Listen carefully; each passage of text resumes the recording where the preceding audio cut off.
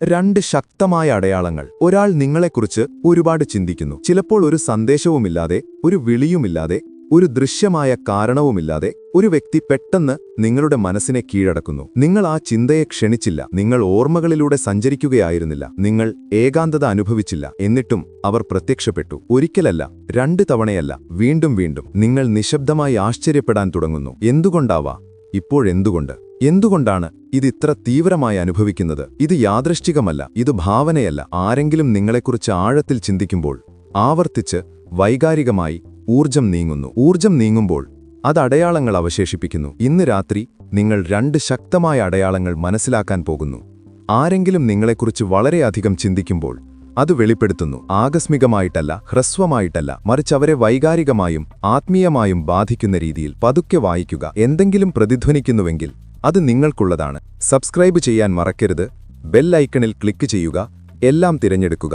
കാരണം ഓരോ വീഡിയോയും നിങ്ങളുടെ മാനസികാവസ്ഥയെ മാറ്റും. ഒന്നാമത്തെ അടയാളം, അവ നിശബ്ദതയിലാണ് നിങ്ങളുടെ മനസ്സിൽ വരുന്നത്, ശബ്ദമല്ല. നിങ്ങൾ അവയെക്കുറിച്ച് ചിന്തിക്കുമ്പോൾ ശ്രദ്ധിക്കുക. നിങ്ങൾക്ക് ബോറടിക്കുമ്പോൾ, നിങ്ങൾ ശ്രദ്ധ തിരിക്കുമ്പോൾ, രാത്രി വൈകി സ്ക്രോൾ ചെയ്യുമ്പോഴല്ല, മറിച്ച് നിശബ്ദതയിൽ, നിങ്ങളുടെ മനസ്സ് ശാന്തമാകുമ്പോൾ, നിങ്ങൾ സാധാരണ എന്തെങ്കിലും ചെയ്യുമ്പോൾ, നിങ്ങൾ ആരെയും തിരയാത്തപ്പോൾ പെട്ടെന്ന് അവരെത്തുന്നു. അവരുടെ മുഖം, അവരുടെ ശബ്ദം, ജീവനുള്ളതായി തോന്നുന്ന ഒരു ഓർമ്മ, അകലെയല്ല. ഇതാണ് ആദ്യത്തെ ശക്തമായ അടയാളം. കാരണം ആരെങ്കിലും നിങ്ങളെക്കുറിച്ച് തീവ്രമായി ചിന്തിക്കുമ്പോൾ അവരുടെ ചിന്തകൾ അവരുടെ മനസ്സിൽ കുടുങ്ങിക്കിടക്കുന്നില്ല. ശക്തമായ വൈകാരിക ശ്രദ്ധ ഒരു ആകർഷണം സൃഷ്ടിക്കുന്നു. നിങ്ങളുടെ മനസ്സ് തുറന്നിരിക്കുമ്പോൾ മാത്രമേ ആ ആകർഷണം നിങ്ങളിലേക്ക് എത്തുകയുള്ളൂ. അതുകൊണ്ടാണ് അവ ശാന്തമായ നിമിഷങ്ങളിൽ പ്രത്യക്ഷപ്പെടുന്നത്. എന്തുകൊണ്ടാണിത് സംഭവിക്കുന്നത്? ഒരു വ്യക്തി നിങ്ങളെക്കുറിച്ച് ഖേദം, ആശയക്കുഴപ്പം, പറയാത്ത സ്നേഹം, വൈകാരിക അടുപ്പം എന്നിവയോടെ എന്താണ് ചിന്തിക്കുന്നത്? അവരുടെ ഊർജം ആവർത്തിക്കപ്പെടുന്നു.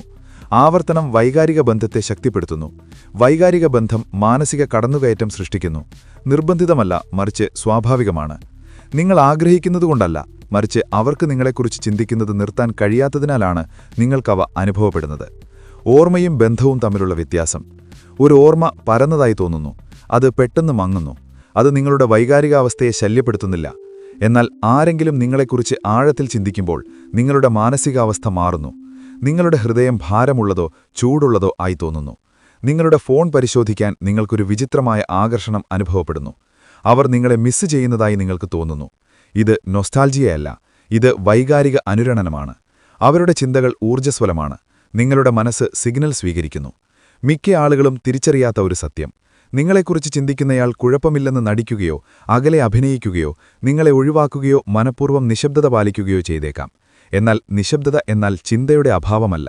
വാസ്തവത്തിൽ മിക്കപ്പോഴും ചിന്തിക്കുന്നയാളുകൾ ഏറ്റവും നിശബ്ദത പാലിക്കുന്നു. കാരണം അവരുടെ ചിന്തകൾ ഭയം, അഭിമാനം, സമയം അല്ലെങ്കിൽ കുറ്റബോധം എന്നിവയാൽ വലയം ചെയ്യപ്പെട്ടിരിക്കുന്നു.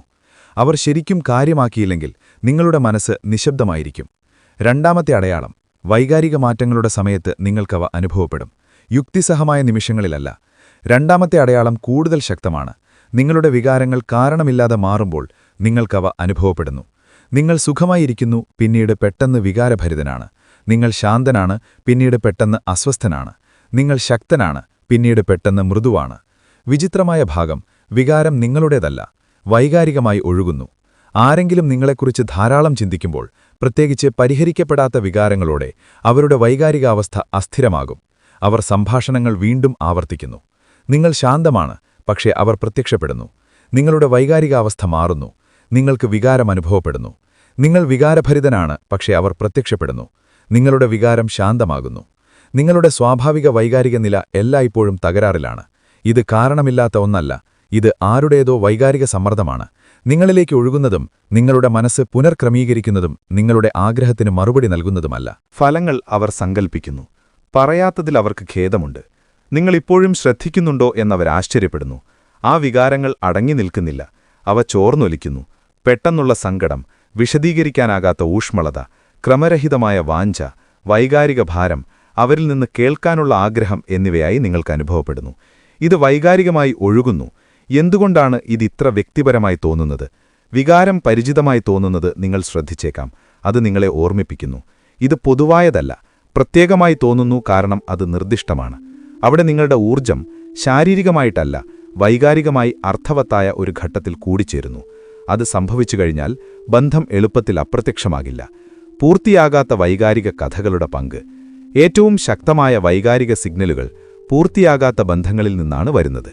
പറയാതെ വിട്ട കാര്യങ്ങൾ, വികാരങ്ങൾ ഒരിക്കലും പ്രകടിപ്പിക്കാത്തത്, ഒരിക്കലും യോജിച്ചു പോകാത്ത സമയം. നിങ്ങളെക്കുറിച്ച് ചിന്തിക്കുന്ന വ്യക്തി പലപ്പോഴും ബന്ധപ്പെടാൻ ആഗ്രഹിക്കുന്നത്, നിരസിക്കപ്പെടുമെന്ന് ഭയപ്പെടുന്നത്, നിങ്ങളെ മിസ് ചെയ്യുന്നത്, സ്വയം സംരക്ഷിക്കുന്നത് എന്നിവയ്ക്കിടയിൽ കുടുങ്ങിക്കിടക്കുന്നു. ഈ ആന്തരിക സംഘർഷം തീവ്രമായ വൈകാരിക ഊർജം ഉൽപ്പാദിപ്പിക്കുന്നു. നിങ്ങളുടെ ഹൃദയം ശ്രദ്ധിക്കുന്നു. എന്തുകൊണ്ടാണ് ഈ അടയാളങ്ങൾ ഇപ്പോൾ പ്രത്യക്ഷപ്പെടുന്നത്? ഇത് പ്രധാനമാണ്. ഈ അടയാളങ്ങൾ നിങ്ങൾ ഇപ്പോൾ ശ്രദ്ധിക്കുന്നുണ്ടെങ്കിൽ അത് ക്രമരഹിതമായ സമയമല്ല. സാധാരണയായി അർത്ഥമാക്കുന്നത് അവരൊരു വൈകാരിക വഴിത്തിരിവിലാണെന്നാണ്. അവർ അവരുടെ തിരഞ്ഞെടുപ്പുകളെ ചോദ്യം ചെയ്യുന്നു. നിങ്ങളുടെ അഭാവത്തിന്റെ ഭാരം അവരനുഭവിക്കുന്നു. അവർ അവരുടെ മൂല്യം മനസ്സിലാക്കുന്നു. പലപ്പോഴും ദൂരം അവബോധത്തെ ഉത്തേജിപ്പിക്കുന്നു. നിങ്ങൾക്കിനി എളുപ്പത്തിൽ എത്തിച്ചേരാനാകാത്തപ്പോൾ മനസ്സ് ചിന്തകളാൽ ഇടം നിറയ്ക്കുന്നു. നിങ്ങൾ ചെയ്യാൻ പാടില്ലാത്തത്. പരിഭ്രാന്തരാകരുത്. അമിതമായി ചിന്തിക്കരുത്. ഉത്തരങ്ങൾ ഉടനടി പിന്തുടരരുത്. കാരണം ഈ അടയാളങ്ങൾ രൂപണീകരണപരമാണ്, പ്രബോധനപരമല്ല. അവ നിങ്ങൾക്ക് അവബോധം കാണിക്കുന്നു, പ്രവർത്തനം ആവശ്യപ്പെടുന്നില്ല. ഊർജം സ്വാഭാവികമായി സ്വയം വെളിപ്പെടട്ടെ. ആശയവിനിമയം സംഭവിക്കാൻ ഉദ്ദേശിച്ചതുള്ളതാണെങ്കിൽ വൈകാരിക പിരിമുറുക്കം ഉച്ചസ്ഥായിയിലെത്തുമ്പോൾ അത് സംഭവിക്കും. നിങ്ങൾ എന്താണ് ചെയ്യേണ്ടത്? ഉറച്ചു നിൽക്കുക, ശാന്തത പാലിക്കുക, നിങ്ങളോട് വൈകാരികമായി സത്യസന്ധത പുലർത്തുക, നിശബ്ദമായി ചോദിക്കുക, ഈ ബന്ധം എന്നെ എന്താണ് പഠിപ്പിക്കുന്നത്? ഞാൻ പിടിച്ചു നിൽക്കുകയാണോ, അതോ എനിക്ക് ബോധമുണ്ടോ? ചിലപ്പോൾ ലക്ഷ്യം പുനഃസമാഗമനമാണ്, ചിലപ്പോൾ അത് അടച്ചുപൂട്ടലാണ്, ചിലപ്പോൾ അത് വളർച്ചയാണ്. പക്ഷേ അവബോധം എല്ലായ്പ്പോഴും വ്യക്തതയ്ക്ക് മുൻപാണ്. നിങ്ങൾക്കുള്ള ഒരു അന്തിമ സന്ദേശം. ഇത് വായിക്കുമ്പോൾ നിങ്ങളുടെ നെഞ്ചിൽ ഒരു ശാന്തമായ ഭാരം അനുഭവപ്പെടുന്നുണ്ടെങ്കിൽ, വായിക്കുമ്പോൾ ആരുടെയെങ്കിലും മുഖം നിങ്ങളുടെ മനസ്സിൽ പ്രത്യക്ഷപ്പെട്ടാൽ, നിങ്ങളുടെ ഹൃദയം ഒരു നിമിഷം മന്ദഗതിയിലായാൽ, അതെ, ആരെങ്കിലും നിങ്ങളെക്കുറിച്ച് വളരെയധികം ചിന്തിക്കുന്നുണ്ട്. നിസ്സാരമായിട്ടല്ല, ഹ്രസ്വമായിട്ടല്ല, മറിച്ച് അവരെ മാറ്റുന്ന തരത്തിലാണ്. അവർ സംസാരിച്ചാലും നിശബ്ദരായാലും അവരുടെ ചിന്തകൾ ഇതിനകം നിങ്ങളിലെത്തിയിട്ടുണ്ട്. ഊർജം കള്ളം പറയില്ല. വികാരം കാരണമില്ലാതെ സഞ്ചരിക്കില്ല. ഈ സന്ദേശവും അങ്ങനെയല്ല. ഈ വീഡിയോയിൽ നിങ്ങൾക്ക് മൂല്യം കണ്ടെത്തിയെങ്കിൽ ഞങ്ങളുടെ ചാനൽ ലൈക്ക് ചെയ്യാനും പങ്കുവയ്ക്കാനും സബ്സ്ക്രൈബ് ചെയ്യാനും മറക്കരുത്.